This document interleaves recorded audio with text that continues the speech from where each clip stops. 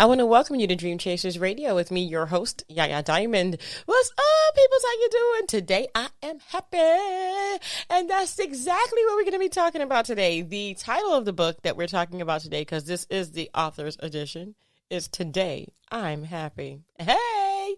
And we have an amazing, amazing author on the show today. And I want to welcome her. This is her first time, and I'm just so excited to be the first person to ever interview this young lady.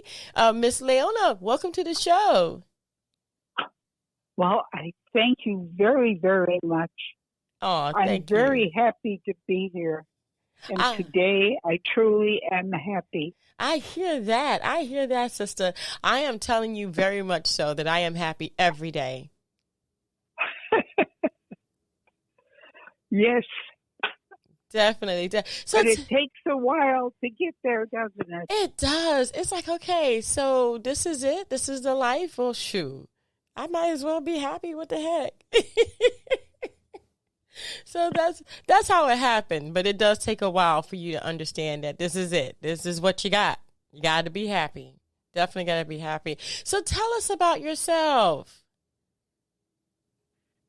Well, I was born in Amsterdam, Holland. I love Amsterdam. Just a little bit before the Second World War started. I was born to a very, very nice family.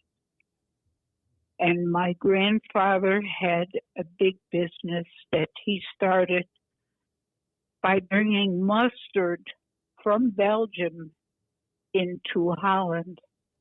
And he would sell that mustard on a cart. That's how that business got started. Wow. Later, it became very large, like Kraft is here, where you've got mustard, vinegar, mayonnaise, pickles, all these products he handled. And my father was the chemist in charge of these things.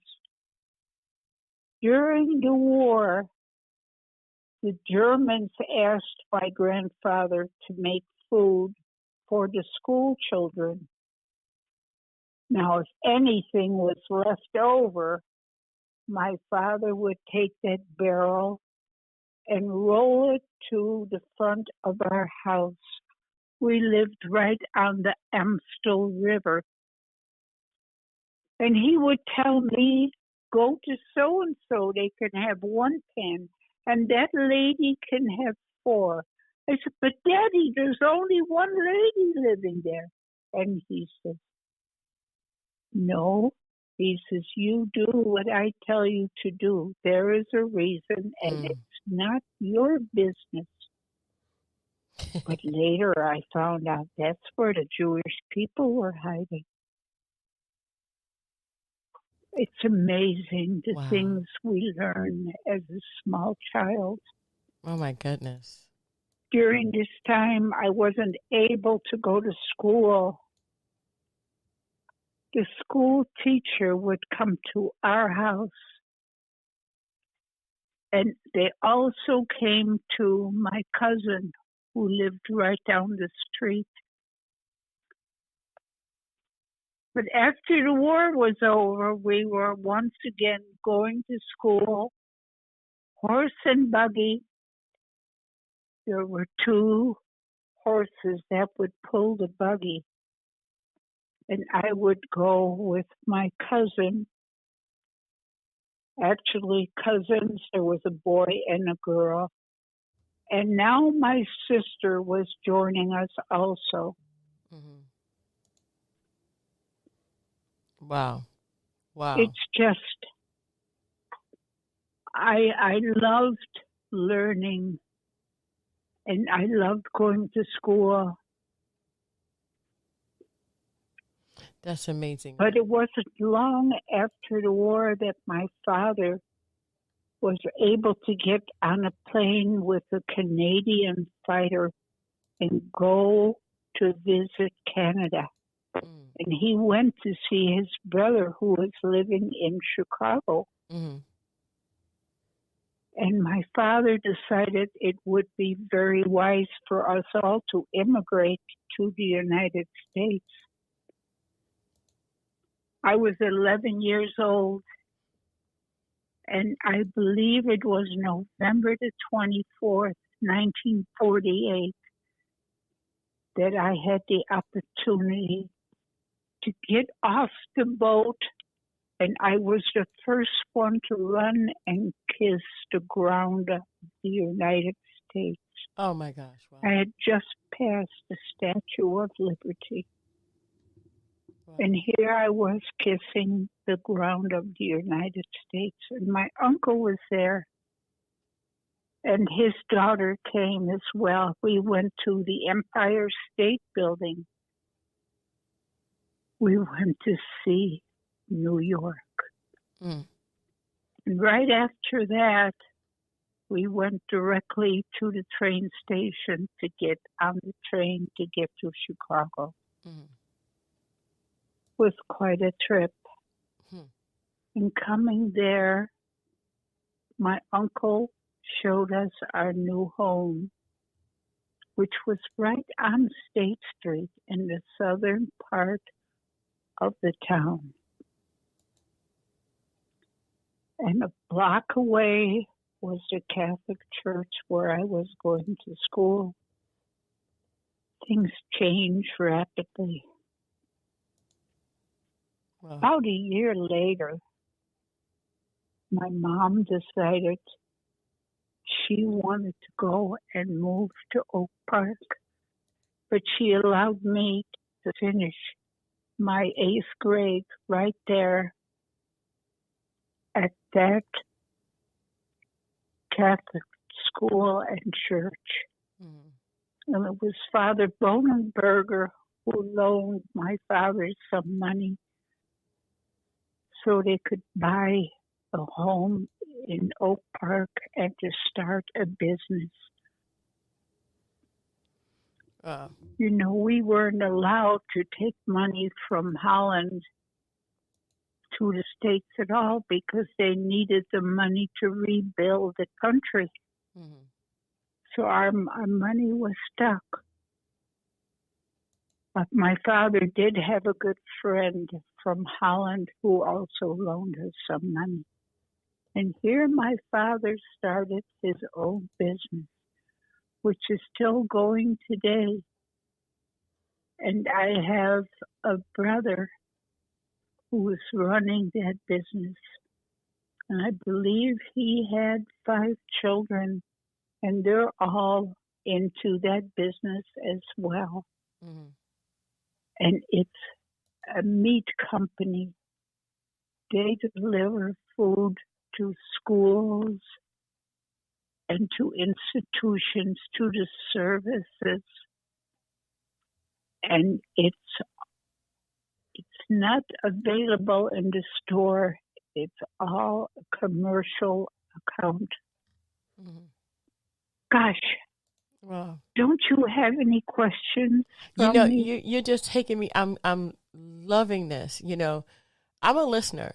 And I think, the majority of my, I love it. And I was listening to the whole story of how you were told to do this and just to do it. And it ended up that these were where the Jews were hiding. Well, you got to understand my history too is kind of involved in yours, where my great-great-grandmother was Jewish and she had the numbers on her arm from the concentration camp and was saved by Black people. And brought to the United States ultimately, where here I am, a Black Jewish girl who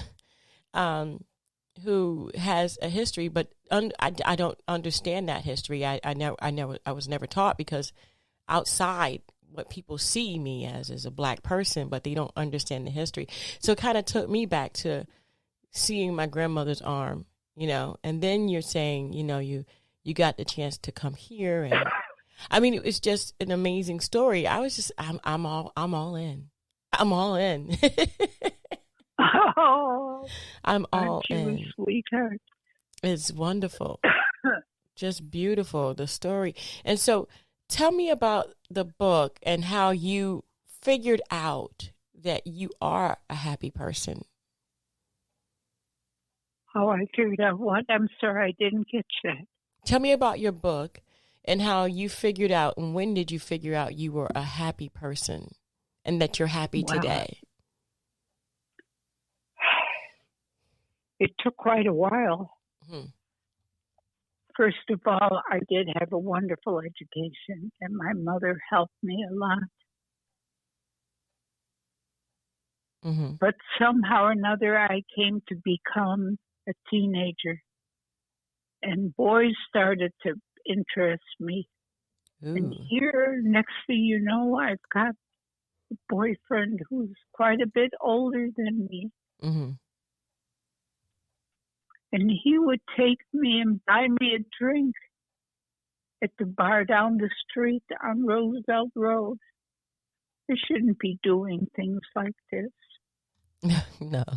But at the time, I didn't know any better. And yes, I did get into trouble. And here I am. How do you tell your parents that you're expecting a baby? Mm. Oh my God. I couldn't tell them directly, but my father had made a friend of a fella who was in the meat business. That is, he had a sausage business. He was from Greece. They had a wonderful wife, and they had a little baby. And I told him what had happened, and he said, I will help you. Mm. And one morning, early, I woke up, and I knew I had to run to the bathroom. I was going to throw up. And my sister comes walking into the bathroom, and she says, what's the matter with you? And I say, I'm pregnant. Mm. And she's screaming bloody murder. And I run towards the stairs after I grabbed the bag so I could take a few clothes along, and I'm out of the house. And my dad follows me and now they're looking for me. Mm. Yes, they catch me and they bring me home. And my mom decided I shouldn't be around my brothers and sisters right now. And my father's friend said, I can use a babysitter. And so I moved in with them until maybe 2 months before I'm expecting this child. And my mom finds a place where I can go on LaSalle Street, have my baby, and they can give the child to a well-deserving family who are looking to raise a child. Mm. It happened that I had a little boy. I got one look at him, and that happened right after he was born. They laid him at the bottom of the bed, and all I could see was some blonde curls. And I had given him a name, Michael, but the people decided his name should be Bill.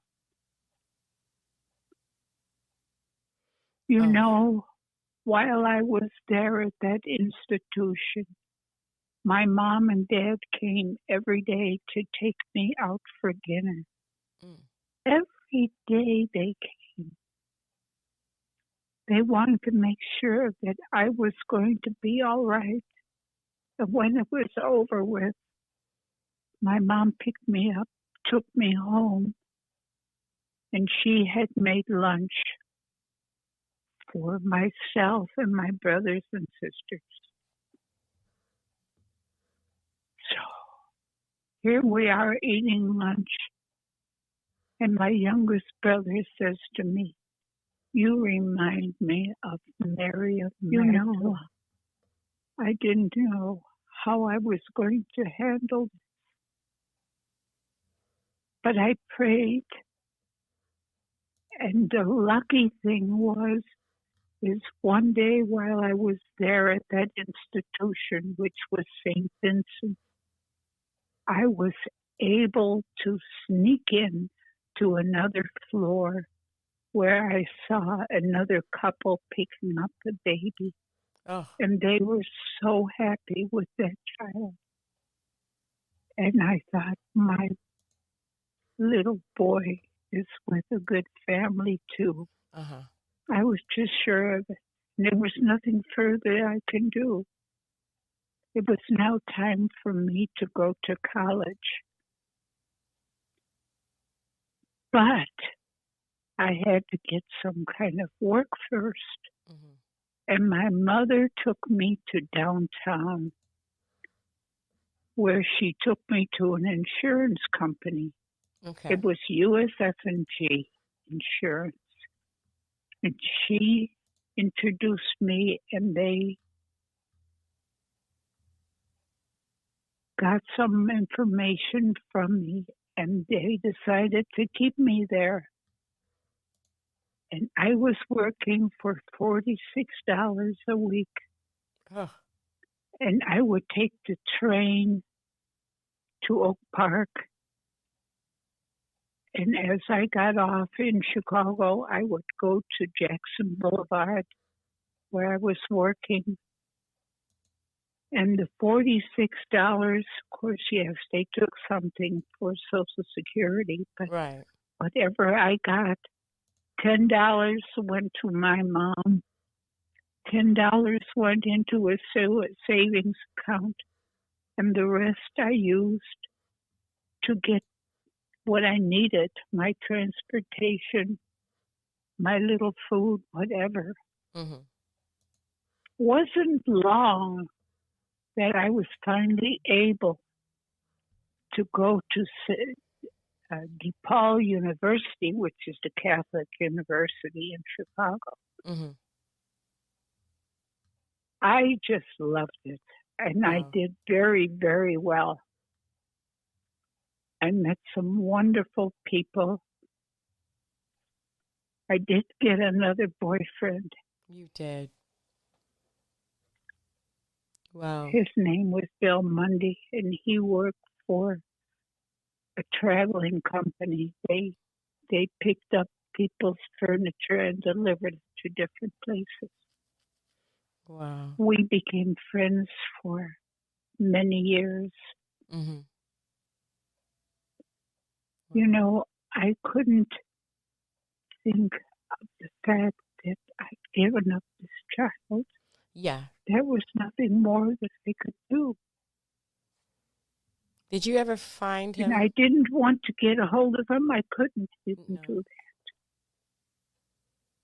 that. You didn't find him? My studies were very good, and I finally started getting into wanting a bigger job than just working at the insurance company doing books. Right. Leona, but let me ask you a question. Yes. Did you, I mean, I know that I know we're going through the life and you know, I can't help but feel sad at this moment though, because did you ever find your son? Many years later, after my mother died, yes, I went to look for him. And I did find him. But at age 37, he had died of alcoholism. I never met him. I did meet his children. I wanted to meet them. And I wanted to meet his wife. And I even asked them to come to Puerto Vallarta, where I was living at the time. And they stayed a couple days and then decided They wanted to go someplace else to a big resort and stay there. And she decided she never wanted to see me again as long as she lived. And I had to accept that. Wow. So I'm so sorry. I know that my grandchildren are probably living in the Chicagoland area. Mm-hmm. But I don't want to disturb them if they don't want me. Wow. So, That Leona, makes sense. it does. It does make sense. So, out of all of this, did you have any other children? Yes.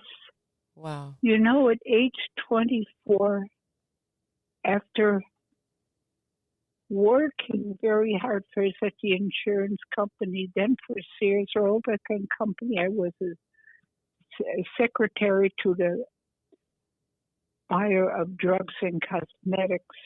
I worked for him. Then I found out I wanted to get into something different because I was into doing more logic. And I started working for an ad agency and loving it.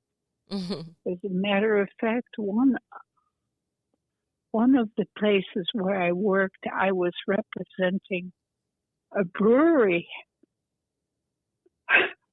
It's unbelievable when I think about it. I guess alcohol was around me many, many years. And if you talk about later on in your life, at age 44, I decided I had had enough of alcohol. Mm.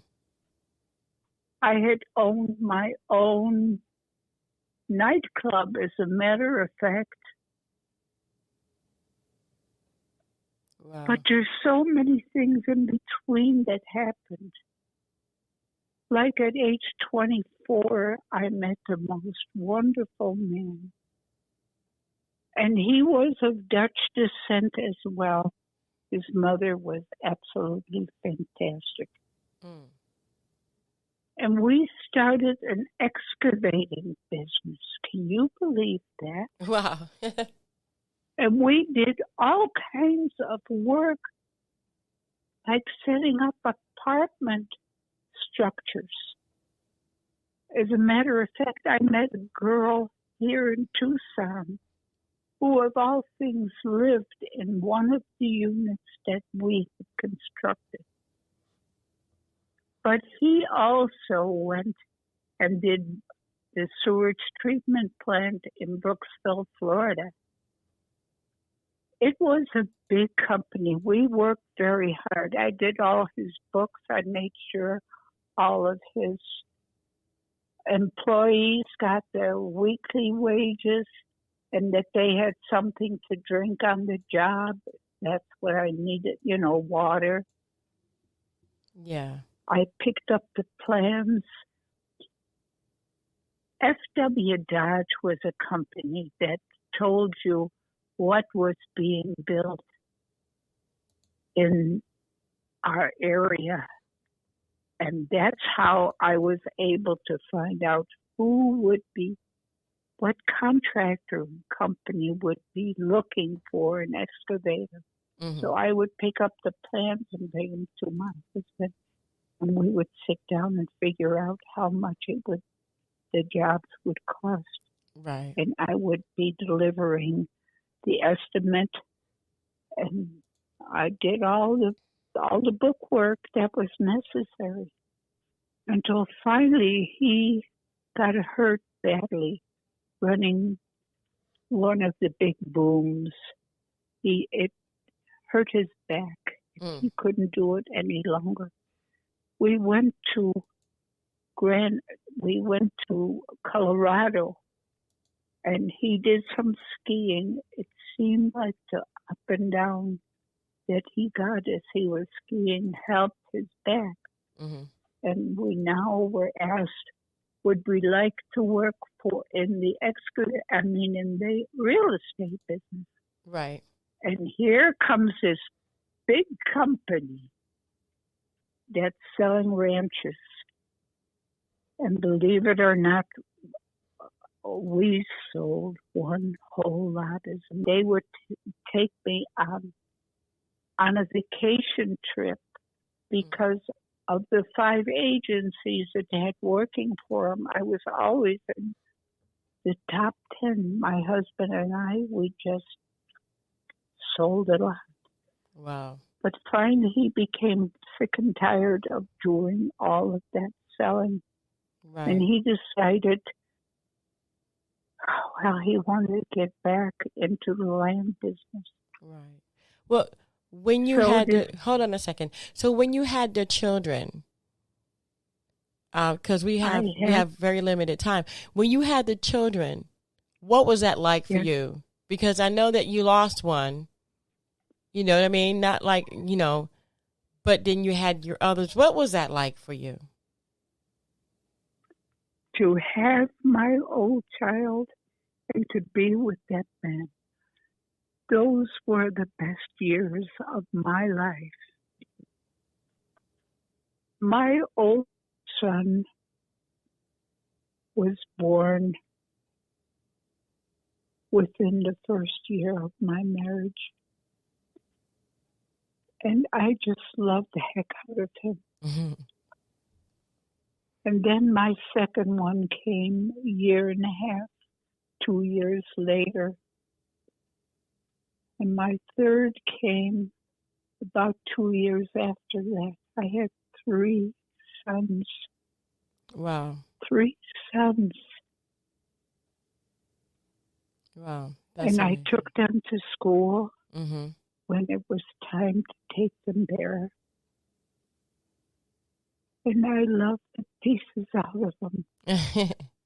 And where we lived in Colorado, I made sure that they had dogs. And finally, I bought them a horse. Yeah. They had ducks to play with. We were right on the river, and we did a lot of fishing. Wow. Well, I do have one more question. My kids, yes. Was that the beginning of you understanding that you were happy and writing this book? Oh, absolutely. The very best years in my life were those when I was married and working with my husband in the excavating and doing the real estate. Mm-hmm. Wow. I can't tell you what it was like when he decided he had to go back to Illinois to work on our land there. Wow. Well, but he did. He left. Uh-huh. And I didn't know what to do, but I took my children and I raised them. I made sure that they had what they needed. As a matter of fact, my youngest, I would drive him to Aspen Country Day School. And I would make food for the children at Aspen Country Day, just so that he could stay there, which it was such a private school. All the rich people in Aspen took their children there. Mm-hmm. And he was even allowed to stay with them for a while. Wow. Wow. And my son Eric decided he would go and visit his dad. And he did get into a little trouble too. Somehow a friend of his decided they were going to see what they could get out of someone else's house. And that poor darling, he had a felony. Now he wanted to go to the Army, and he enlisted. He was in about a half a year. They were ready to promote him when they found out he had a felony. Now he was made to go back home. And when I welcomed him with both arms and said, darling, you just come, we'll find a way out. Yeah. And he says, Mom, I want to go to see California. I want to go all by myself. He took his little dog. I said, there's only one problem. You have to promise you will call me, collect every day so I know where you are exactly. Mm-hmm. And he did this. And he was gone for maybe 4 or 5 months. And when he came back, I said, now it's time for you to go back to school. And I took him to Phoenix. And he went to a school in Phoenix where they train engineers. Mm. And he became an engineer. Nice. Later, he moved to Geneva, Wisconsin, where he met his wife. And they had 2 daughters, one of whom is living with me today. Wow. And I haven't said much about my oldest son. He was a simple little genius. He somehow got into computers. He set up his own company until it became just too much for him. And he got involved with a lot of computer companies that set up specialty programs for different things. And he runs computers today. Nice. As a partner with many people. Mm-hmm. And he's living today near Dallas, Texas, where he has 80 acres. There's a beautiful big lake and lots of trees on that property. And a huge home. And he had 6 children. Wow. I've been there. The place looks like paradise. Right. Wow. Wow. Can Well, I answer more questions for you?